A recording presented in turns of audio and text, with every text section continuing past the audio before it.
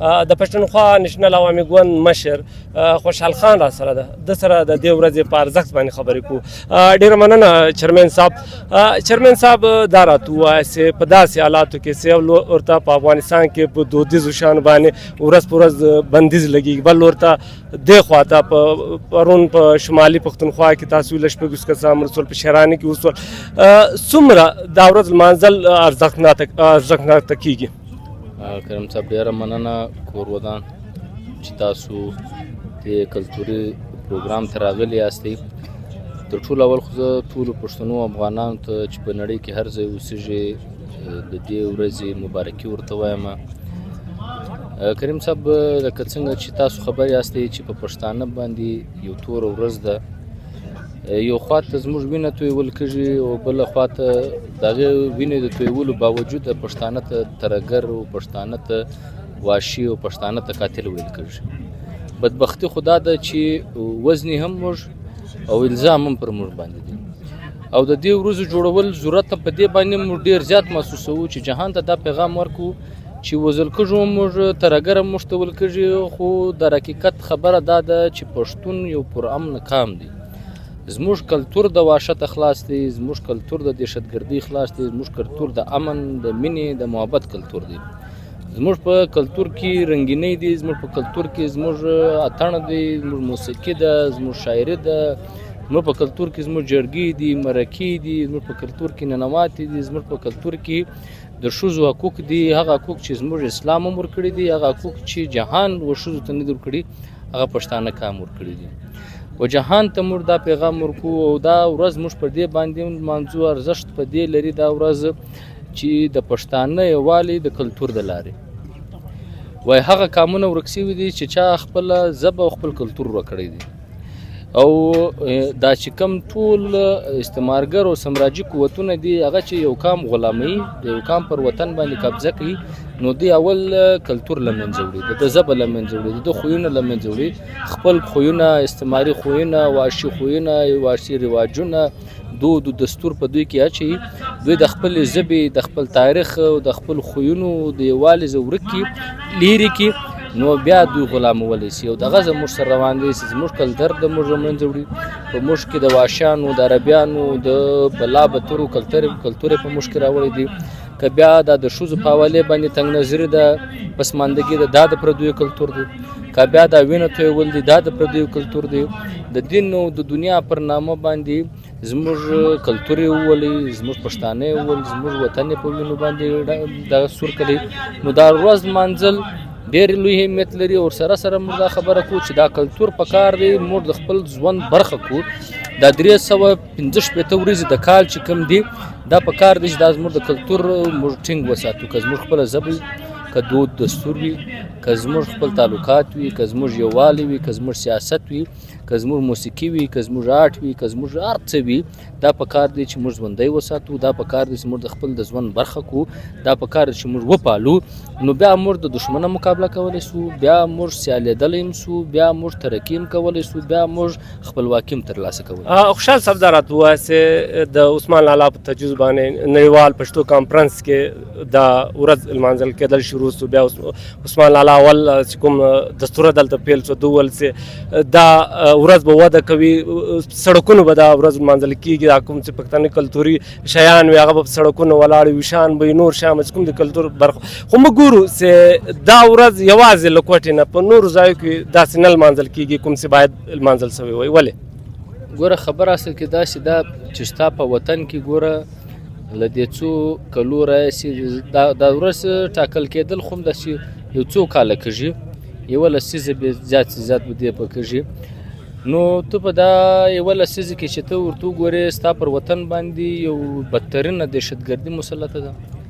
د افغانستان په حواله باندې تاسو صورتحال وینئ چې په افغانستان کې څه وشو. بیا دلته په دې پاکستان په دې ملک کې نن دهشتګردي ده، اپریشنونه دي، د پښتانه وینه تویول کېږي،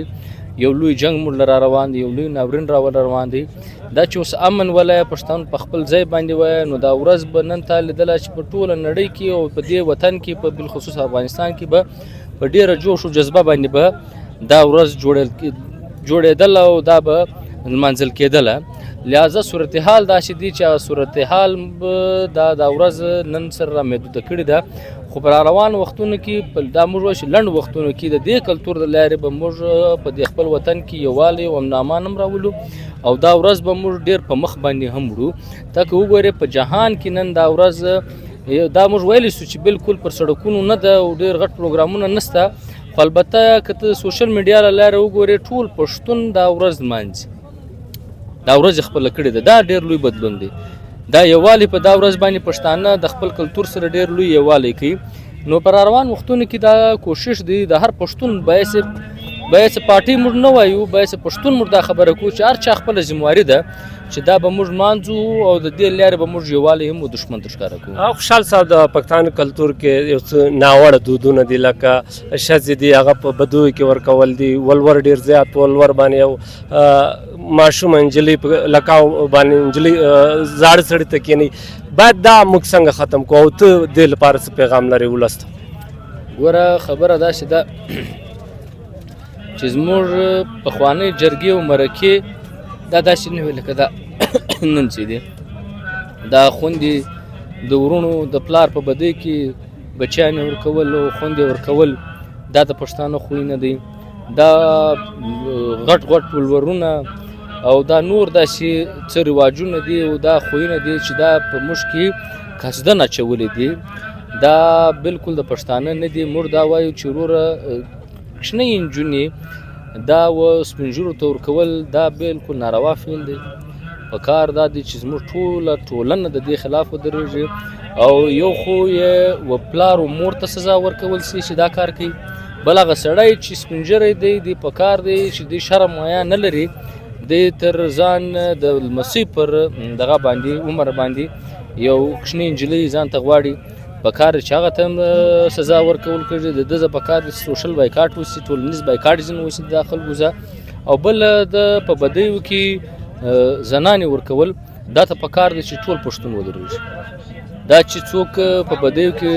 دا غوښتنه کوي چې موږ ته د زنانې راکول کړي یا چې څوک یې ورکوي په کار دی د دې هم بایکاټ وسي په کار دی ته هم بد ویل سي په کار دی موږ ټول د دې خلکو خلاف سخت سے سخت اکشن واخلو سخت سے سخت موږ په دې باندې ودرو او نور کوم خویونه تاسو دلته وینئ چې هغه زموږ دا ویلی شو چې هغه بالکل نامناسب رویې دي خویونه دي یا دود و دستور دي دا به موږ سوکه سوکه د خپل کلتوره د خپل د دې رواجو دا شان به موږ باسو دا زموږ خپل نه دي. آخري پوښتنه دا ده چې د افغانستان چې اوس کوم اوسنی واکمنونه دي او د واکمنان دي او دلته چې کوم حالات روان دي دا به د پښتانه په کلتور باندې څه بد اغېزه وکړي؟ ګوره موږ دې خبره دوی ته کوو چې دوی دا ټایم د حکومت په چوکۍ باندې ناست دي او په اوسني حالاتو کې تاسو ویناستئ چې دنیایي سیاست په کوم ځای باندې روان دی روس او امریکا او چین او دا په یو نوي جنګ باندې سره اخته کېږي او مرکز به بیا د پښتون وطن نو موږ د افغانستان و د اوسني واکداران چې په واک باندې ناست موږ دا ورته وایو که تاسو د عالمي قوتو مقابله کواسئ نو تاسو به ولسونه له ځان سره کواسئ